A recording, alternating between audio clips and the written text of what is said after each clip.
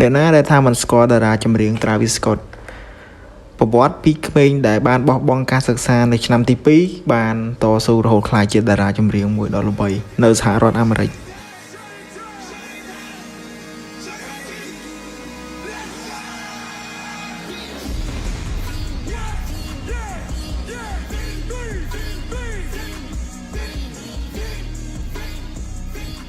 Travis Scott គឺជាតារាចម្រៀង rapper មួយរូបដែលមានឥទ្ធិពលយ៉ាងខ្លាំងក្លានៅសហរដ្ឋអាមេរិកយើងមិនអាចភ្លេចបាត់ឡើយកាលពីឆ្នាំ2021ដែលការប្រគំតន្ត្រីរបស់ Travis Scott ដែលមានឈ្មោះថា Astroworld 2021 បានធ្វើឲ្យមនុស្សស្លាប់រហូតទៅ10នាក់ដោយសារការប្រគំតន្ត្រីរបស់គាត់ឥឡូវយើងបកក្រោយទៅមើលជីវិតនៃការតស៊ូរបស់ Travis Scott មុននឹងឈានចូលក្នុងវិស័យ rapper នៅសហរដ្ឋអាមេរិក That was a perfect interview. That was great. Thanks so much. Travis Scott បានចូលប្រឡូកក្នុងវិស័យ rapper នៅសហរដ្ឋអាមេរិកក្នុងឆ្នាំ2015ដែលអាល់ប៊ុមដំបូងរបស់គាត់នោះគឺមានឈ្មោះថា Rodeo ចេញនៅឆ្នាំ2015ហើយទទួលបានភាពជោគជ័យហើយល្បីល្បាញខ្លាំងមែនទែនហើយចំពោះឆ្នាំ2016ក៏ទទួលបានភាពជោគជ័យខ្លាំងមែនទែនហើយបន្តមកទៀតដូចជាឆ្នាំ2023ហើយក៏ទទួលបាននៅពានរង្វាន់ Top 1 នៅតារាង Billboard 100 ជាដើម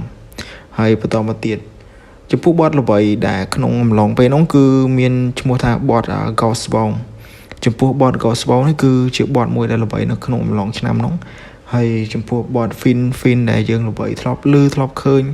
សពថ្ងៃហ្នឹងគឺទៅតែចេញទេហើយចំណុចដែលជា power របស់ Travis Scott នោះគឺគាត់មាន producer មួយដ៏ល្បីដែលមានឈ្មោះថា Maiden ចំពោះ producer Maiden នេះគឺជា producer ដែលខ្ញុំស្គាល់ហើយក៏ respect មែនតើដោយសារតែបទរបស់គាត់នោះគឺចេញមកគឺល្បីខ្លាំងបែប electric musician សំដៅទៅលើជាប្រភេទភ្លេងដែលមានបូកផ្សំជាមួយនឹង electric ហើយចំពោះ Maiden នេះគឺជា producer មួយដ៏ល្បីមែនទែនហើយក៏ស៊ីថ្លៃដែរមកបទស៊ីចូលក្នុង$3 លានក៏មានដែរដែលស៊ីពី Travis Scott ដូចជាបទសហការជាមួយ Travis Scott ជាមួយ Drake ហើយស៊ីថ្លៃមែនទែនប៉ុន្តែទទួលបាននៅ view ច្រើនហើយក៏ល្បីល្បាញខ្លាំងដែរដោយសារតែ Maiden នៅជា producer នៅពីក្រោយហើយចំពោះការសហការមួយនេះគឺធ្វើឲ្យ Travis Scott គឺមានមុខមាត់ខ្លាំងមែនទែនធ្វើឲ្យមានភាពល្បីល្បាញខ្លាំងនិងទទួលបាននៅពាន Grammy និងទទួលបានពានជាច្រើន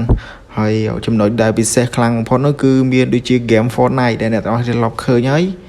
Fortnite បានជាយកនៅការប្រគំតន្ត្រីរបស់ Travis Scott នឹងហើយក៏បានដាក់បញ្ចូលតួអង្គ Travis Scott នៅក្នុង game Fortnite ជាដើមដោយឈុតគាត់នឹងគឺប្រហែលខ្ទង់សរុបទាំងពីរហ្នឹងចូលខ្ទង់$20ជាងគាត់មកឈុតមួយ set របស់គាត់ហើយគិតមើលទៅមានចំនួនរាប់លានអ្នកដែលលេង game Fortnite ហើយចំពោះការប្រគំតន្ត្រីនៅក្នុង game Fortnite ក៏គេគិតលុយដែរនិយាយទៅគឺគាត់ទទួលបានភាពជោគជ័យខ្លាំងមែនទែនហើយគេបានប្រមាណថា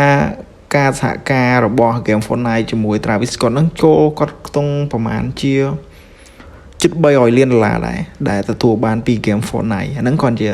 ការត្រួសទេអាច200 លានជាងទៅ300 លាន